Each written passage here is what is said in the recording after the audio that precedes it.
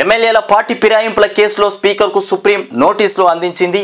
ఇక రాష్ట్ర సర్కారు అసెంబ్లీ సెక్రటరీ ఎన్నికల సంఘంతో పాటు ప్రతివాదులకు కూడా జారీ చేసిందంట. మొత్తానికి రాష్ట్రంలో ఎమ్మెల్యేల పార్టీ ఫిరాయింపుల వ్యవహారంలో అసెంబ్లీ స్పీకర్కు సుప్రీంకోర్టు నోటీసులు జారీ చేసింది.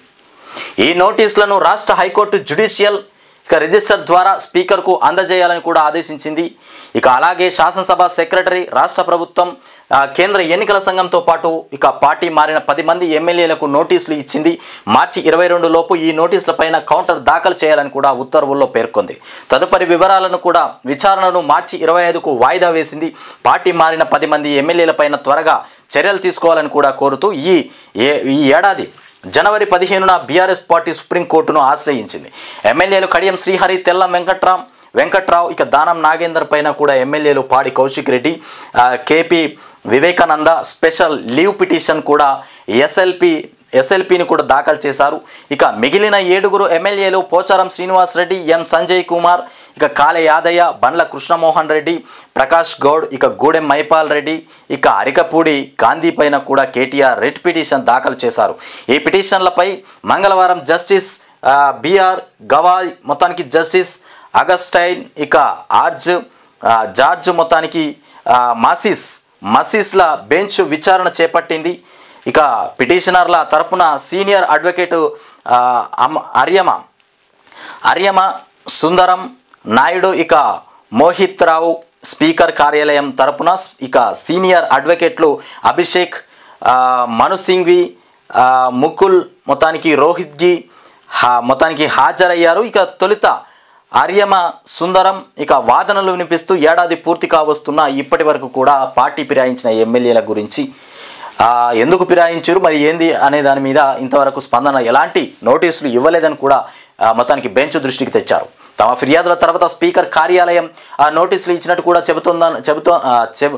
చెబుతోందన్నారు. ఇక రాజకీయ అంశాలు పూర్తిగా వేరని కూడా, అయితే బీఆర్ఎస్ పార్టీకి సంబంధించినంత వరకు వాళ్ళు పార్టీ ఫిరాయించినట్లే అని ఇక వాదనలు కూడా కొనసాగించారు. దీనిపై రాష్ట్ర హైకోర్టును కూడా ఆశ్రయించగా సింగిల్ బెంచ్ ఈ వ్యవహారం పైన విచారణ సమయాన్ని కూడా ఖరారు చేయాలని 4 వారాలు ఇక టైం ఇచ్చిందని కూడా గుర్తు చేశారు. ఇక దీనిపై స్పీకర్ కార్యాలయం అప్పీల్కు వెళ్ళగా ఇక స్పీకర్కు తగినంత సమయం ఇవ్వాలన్న గ్రౌండ్స్పై కూడా ఉత్తర్వులను డివిజన్ బెంచ్ పక్కన ఇక పెట్టినట్టు విచారించారు. కానీ ఇప్పటి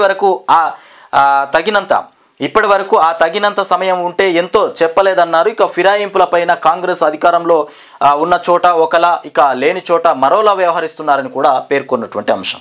ఇకపోతే నోటీసులు అందలే. ఇక పిటిషనర్ల తరపు అడ్వకేట్ వాదనపైన స్పీకర్ సెక్రటరీ తరపు సీనియర్ కౌన్సిల్ అభిషేక్, మొత్తానికి మను సింఘ్వి అభ్యంతరం వ్యక్తం చేశారు. ఫిరాయింపులపైన గత ఏడాది జూలై మొదటి వారంలో స్పీకర్కు ఇక కంప్లైంట్ చేస్తూ 9వ తేదీ నాటికే కోర్టులో పిటిషన్ వేయనున్నారట.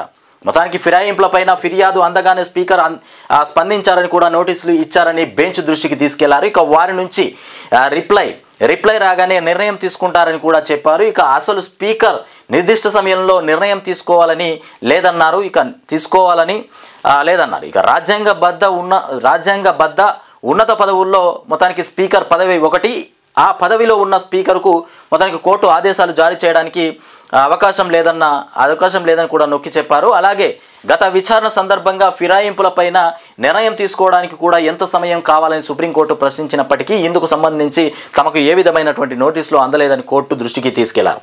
ఈ వాదనపైన మరోసారి స్పందించినటువంటి జస్టిస్ గవాయ్ తగినంత సమయం అంటే ఎంత వాయిదా వేస్తూ మొత్తానికి 5 ఏళ్ల పదవి పూర్తయ్యే వరకు కూడా ఉంటారా, తగినంత సమయాన్ని కోర్టు ఫిక్స్ చేయాలా వద్దా, మనం ప్రజాస్వామ్యంలో ఉన్నాం, చట్టసభల గడువు ముగిసే వరకు కూడా నిర్ణయం తీసుకోకపోతే ఎలా ప్రజాస్వామ్యానికి అర్థం ఏం ఉంటుంది, ఆపరేషన్ సక్సెస్ ఇక పేషెంట్ డెడ్ అనే విధంగా వ్యవహరించడం ఎంత మాత్రం సరికాదు అని కూడా కీలక కామెంట్లు చేశారు. ఇక ప్రస్తుతం నోటీసులు జారీ చేస్తున్నట్లు కూడా స్పష్టం చేశారు. స్పీకర్తో పాటు శాసనసభ సెక్రటరీ, ఇక రాష్ట్ర ప్రభుత్వం, కేంద్ర ఎన్నికల సంఘం ప్రతివాదన కూడా నోటీసులు వస్తున్నట్లు కూడా వివరించినటువంటి అంశం. మొత్తానికి పార్టీ ఫిరాయించినటువంటి ఎమ్మెల్యేలు ఎవరైతే ఉన్నారో వాటి విషయంలో స్పీకర్కు సుప్రీంకోర్టు నోటీసులు జారీ చేసింది.